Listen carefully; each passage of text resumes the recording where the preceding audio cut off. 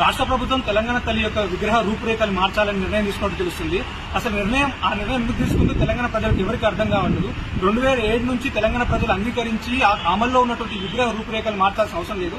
ఈ విగ్రహంలో ఆయనకు రాజరిక పోకడ ఎక్కడ కనబడో అర్థం లేదు. పైన ఉన్నటువంటి కిరీటం తెలంగాణ భారతమాతకు ముద్దు బిడ్డగా రాజమాతగా ఆ కిరీటాన్ని పొందుపరిచారు. కుడి చేతిలో ఉన్నటువంటి ఈ మక్క కంకులు 50% తెలంగాణలో పండేటువంటి ఆదిలాబాద్ కానీ మెదక్ కానీ మహబూబ్ నగర్ జిల్లాలో పండేటువంటి మెట్ట పంటలకు చిహ్నంగా ఈ మక్క కంకుల్ని కుడి చేతిలో అమర్చారు. ఎడమ చేతున్నటువంటి బతుకమ్మ తెలంగాణ సంస్కృతికి ప్రపంచంలో ఎక్కడ లేనటువంటి పూల పండుగకు చిహ్నంగా తెలంగాణ సంస్కృతికి చిహ్నంగా బతుకమ్మను ఏర్పాటు చేశారు.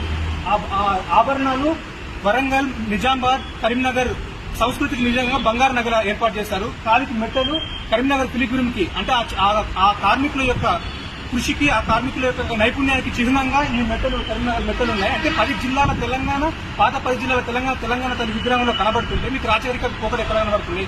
ఐశ్వర్యానికి తెలంగాణ ఎప్పుడు పేదగా ఉండదు కదా, ఎప్పుడైనా ధనవంతులుగా ఉంటుంది కదా. అలా అనుకుంటే ఒకవేళ భారతదేశంలో భారతమాతకు కూడా కిరీటం ఉంది అంటే భారతదేశం మొత్తం ధనికవంతులు అయిపోయినరా, ధనికులే ఉన్నారా? ఇది ఎందుకు ఇంత చిల్లర నిర్ణయం మీరు ఎందుకు తీసుకున్నారో అర్థం కావట్లేదు. దయచేసి తెలంగాణ విగ్రహాన్ని మార్చకండి. 10 జిల్లాల తెలంగాణ ఉట్టిపడేలా ప్రతిదీ దీనిలో ప్రతిబింబించింది. ఈ చీర కూడా పోచంపల్లి గద్వాల చీర వాళ్ళ నేతన్న కార్మికుల ఒక నైపుణ్యానికి చిహ్నంగా ప్రపంచ ప్రఖ్యాతిగాంచినటువంటి చీరలు కూడా దీనిలో పొందుపరిచారు. ఈ విషయాలన్నీ మీకు తెలిసినా కానీ